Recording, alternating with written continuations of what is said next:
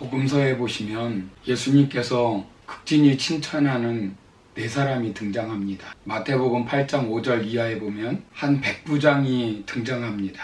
그를 향해서 예수님께서 이스라엘 중에 아무에게도 이만한 믿음을 보지 못했노라 그러시면서 칭찬을 아끼지 않은 것을 보게 됩니다. 그리고 마태복음 15장 21절 이하에 보시면 스로보니게 여인에게 여자여 내 믿음이 크도다 이렇게 칭찬하십니다. 그리고 누가복음 21장에 보시면 가난한 과부가 생활비를 모두 털어서 연보개를 넣는 것을 보시고 예수님께서 칭찬하시는 것을 보게 됩니다. 그리고 오늘 우리가 읽은 본문에 보시면 자신이 가지고 있던 향유 옥합을 깨트려서 예수님의 머리에 부으신 것을 바라보시면서 예수님께서 칭찬을 아끼지 않는 것을 보게 됩니다. 오늘 본문의 내용을 자세히 살펴보면 이렇습니다. 예수님께서 예루살렘에 입성하시고 어제 성전에 가셔서 돈 바꾸는 자들의 상과 비둘기 파는 자들의 의자를 뒤엎으시면서 분노하시는 것을 보게 됩니다. 그리고 오늘은 예수님이 성전에서 천국 복음을 전하시고 잔치집에 초청을 받아서 잔치집에 가시게 되었습니다. 잔치 중간에 마리아가 예수님 앞에 다가오더니 옥합을 깨트려서 예수님의 머리에 붓는 것이에요. 그러자 그 향유는 예수님의 발등으로 흘러내렸고 마리아는 자기의 머리로 그 향유를 다 깨끗이 닦습니다. 이 장면을 보고 주위에 있던 사람들은 왜 허비하느냐고 책망하는 것을 보게 돼요. 그러나 예수님은 오히려 마리아를 칭찬하시는 것을 보게 됩니다.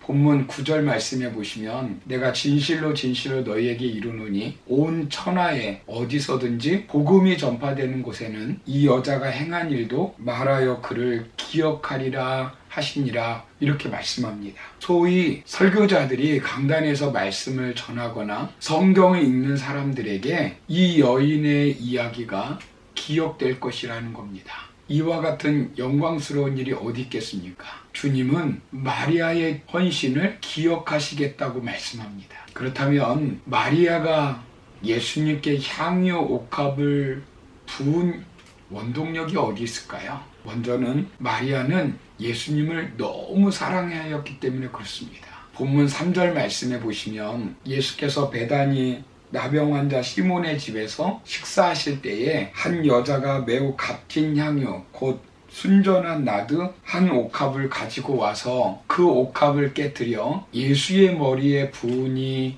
이렇게 말씀합니다.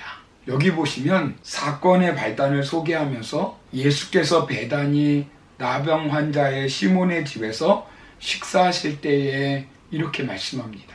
이 식사는 평범한 초대 식사가 아닙니다. 이 식사는 주님께 받은 은혜에 너무나 감사해서 예수님을 모시고 잔치를 벌인 거예요. 똑같은 사건이 기록된 요한복음 12장에 보시면 이것을 더 분명하게 알 수 있습니다.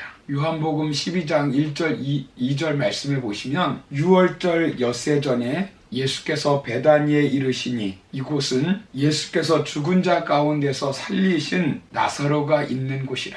거기서 예수를 위하여 잔치할세 이렇게 말씀합니다. 마리아 가족 중에 큰 오빠인 나사로가 갑자기 죽었습니다. 한번 생각해 보십시오. 하나밖에 없는 오빠가 죽었으니 얼마나 놀랐겠습니까? 그런데 예수님께서 그 하나밖에 없는 그 오빠를 살려주신 것입니다. 그래서 마리아가 예수님 너무나 감사해서 잔치를 벌이고 있는 것입니다. 그런데 이 잔치 석상에서 갑자기 마리아가 옥합을 가지고 와서 그 옥합을 깨워서 예수님의 머리에 부은 것이에요. 요한복음 12장 3절의 말씀을 보시면 이 마리아가 부은 옥합의 가격이 300데나리온이다 이렇게 말합니다. 당시 노동자 품삯이 하루에 1데나리온이에요. 오늘날 1일 품삯으로 7만 원이면 2,100만 원입니다. 사람들은 손님이 오면 관습대로 살짝 뿌려줄 줄 알았어요. 그런데 마리아는 그 옥합을 깨뜨려서 예수님의 머리에 다 부은 것이에요. 마리아가 왜 이렇게 힘을 다해서 자신이 가지고 있는 가장 최고의 향유를 부었을까요? 그것은 예수님을 사랑하기 때문에 그렇습니다. 요한복음 11장 5절에 보시면 예수께서 본래 마르다와 그 동생 나사로를 사랑하시더라 이렇게 말씀합니다. 그리고 나사로가 병들자 그 누이들이 사람을 보내어서 사랑하는 자가 병들었나이다 이렇게 고백하는 것을 보게 돼요. 즉 마르다, 마리아 그 가족들이 예수님께서 사랑하시는 것을 알게 되었고 또 그만큼 이들도 예수님을 사랑했던 것입니다. 그래서 예수님의 사랑에 감사해서 자신이 가지고 있는, 자신이 가장 아끼고 있는 향유 옥합을 깨어서 부은 것이에요.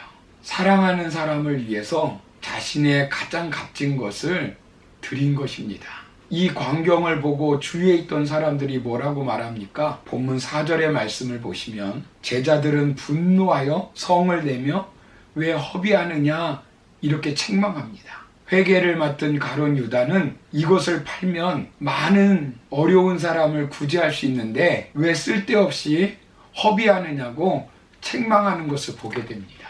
예수님보다 돈을 더 좋아한 가룟 유다는 결국에는 예수님을 돈 때문에 팔아 넘겼어요. 다른 제자들도 예수님을 사랑의 눈으로 보지 않으니까 허비한다고 이야기하는 거예요.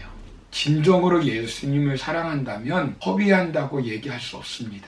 다른 사람들이 허비한다고 책망했을 때 예수님이 뭐라고 말씀합니까? 본문 6절에 보시면 가만히 두어라 이렇게 말씀합니다. 그리고 즉 저를 괴롭히지 말라라는 거예요. 그리고 8절에서 힘을 다하여 내 몸에 향유를 부었다라고 칭찬합니다. 예수님은 온 천하에 알릴 기념비적인 그런 일이라고 칭찬하시는 것을 보게 돼요. 어느 방송에서 강남에 집이 두 채 있는 가정이 있었는데 갑자기 남편이 희귀병에 걸렸다고 합니다. 그런데 최신 그 시설에서 치료를 받으려면 많은 돈이 필요했다고 해요. 그래서 결국 그 집 두 채를 팔아서 남편 치료하는데 사용하고 결국에는 방 한 칸에서 살게 되었다고 합니다. 사람들은 쓸데없이 낭비했다고 손가락질했어요. 그러나 그 아내는 사랑하는 남편을 위해서 내가 해줄 수 있는 것은 이것밖에 없습니다. 그렇게 이야기하는 거예요. 아내는 낭비가 아니라 사랑했기 때문에 그것도 모자르다고 생각하는 겁니다. 사랑하는 성도 여러분, 사랑하면 그 어떤 것도 아깝지 않습니다. 우리가 주님을 사랑한다면 그 어떤 것도 아깝지 않고 헌신할 수 있어요. 주님은 저와 여러분들을 너무나 사랑하셔서 생명까지도 주신 분입니다. 사랑하지 않는데 어떻게 생명까지 주시겠습니까? 오늘 이 말씀을 다시 한번 가슴에 새기고 내가 얼마나 주님을 사랑하는지, 그리고 우리 심령 속에 주님의 사랑이 뜨거워지기를 소망합니다. 그 뜨거운 사랑으로 주님을 섬기며 헌신하는 저와 여러분 되기를 소원합니다. 또한 두 번째로 마리아가 이렇게 향유 옥합을 깨트릴 수 있었던 원동력은 예수님께 헌신할 마지막 기회였기 때문에 그렇습니다. 본문 10절 말씀해 보시면 12 중에 하나인 가룟 유다가 예수를 넘겨주려고 대제사장에게 감해 이렇게 말씀합니다. 여기 보시면 이 사건 후에 가룟 유다의 예수님 팔기 위한 음모를 꾸미기 시작해요. 바야흐로 예수님께서는 지상 생애의 마지막이 가까이 오고 있는 것입니다. 본문 8절 하반부를 보시면 예수님께서 저가 내 장례를 준비하였다 이렇게 말씀합니다. 즉 예수님은 지금 마리아가 한 일에 대해서 의미를 부여하고 있어요. 그 의미가 무엇입니까? 이것은 나의 장례를 준비하기 위함이다. 마리아가 향유를 붓는 것은 아무 때나 할 수 있는 것이 아닙니다. 본문은 시간적으로 언제라고 얘기합니까? 6월절 엿새 전이라고 말씀합니다. 그러니까 예수님께서 십자가를 지시기 5일 전이라는 거예요. 여러분, 만약 그때 마리아가 향유를 붓지 못했다면 어떻게 했을까요? 주님의 임종 소식을 듣고 평생 후회했을 것입니다. 마리아는 마지막 기회를 잃지 않았어요. 한 번 온 그 기회에 마리아가 헌신함으로써 예수님의 장사를 기념하는 아름다운 일을 한 것을 보게 됩니다. 며칠 지난 후 안식 후 첫날에 여인들이 예수님께 향유를 부으려고 왔지만 붓지 못하고 그냥 돌아가는 것을 보게 됩니다. 또한 마리아의 헌신을 비난하며 그것으로 차라리 가난한 사람을 부재하는 것이 나을 것이라고 높이는 그들에게 7절에서는 이렇게 말씀합니다. 가난한 자들은 항상 너희와 함께 있으니 아무 때라도 원하는 대로 도울 수 있거니와 나는 너희와 항상 함께 있지 아니하리라. 이렇게 말씀합니다. 예수님은 결코 가난한 사람을 돕는 것을 과소평가하지 않습니다. 가난한 사람을 돕는 것은 중요한 일이에요. 해야 할 일입니다. 가난한 사람들은 항상 우리와 함께 할 수 있기 때문에 언제든지 도와줄 수 있다는 거예요. 그러나 예수님은 이제 십자가에서 못 박혀 죽으시면 더 이상 함께 할 수 없다는 거예요. 기회는 우리에게 주어진 아름다운 하나님의 귀한 선물입니다. 방송국에서 이런 프로그램을 하는 것을 보게 되었어요. 일부러 한 사람이 손수레를 끌고 언덕을 올라갑니다. 그리고 밀어주는 사람에게 상을 주기로 했어요. 신사가 같이 올라가지만 주머니에 손을 넣고 못 본 채 하고 그냥 지나갑니다. 힘 좋은 남학생이 지나가는데 안 밀어주고 그냥 갑니다. 카메라는 그들의 얼굴을 아주 흐릿하게 찍었어요. 서로 민망하기 때문에 그렇습니다. 이때 중년 남자 한 분이 달려와서 뒤에서 그 수레를 밀어주는 겁니다. 그래서 방송국에서 선행상을 준비해서 중년분에게 달려가서 이 상은 당신의 것입니다 말해 주었어요. 그리고 방송국 관계자가 물었습니다. 언제나 이렇게 남을 도와줍니까? 그때 그 사람은 기회가 있으면 돕습니다. 이렇게 이야기하는 거예요. 사랑하는 성도 여러분, 물질로 헌신할 수 있을 때 헌신하기 바랍니다. 몸으로 헌신할 수 있을 때 몸으로 헌신하시기 바랍니다. 기도로 헌신할 수 있을 때 기도로 헌신하시기 바랍니다. 재능으로 헌신할 수 있을 때 헌신하시기 바랍니다. 물질도 없고 몸도 쇠약해지고 아무것도 없을 때 후회하지 마시고 할 수 있을 때 헌신할 수 있기를 바랍니다. 모든 것은 다 때가 있습니다. 때를 놓치면 반드시 후회하게 되어 있어요.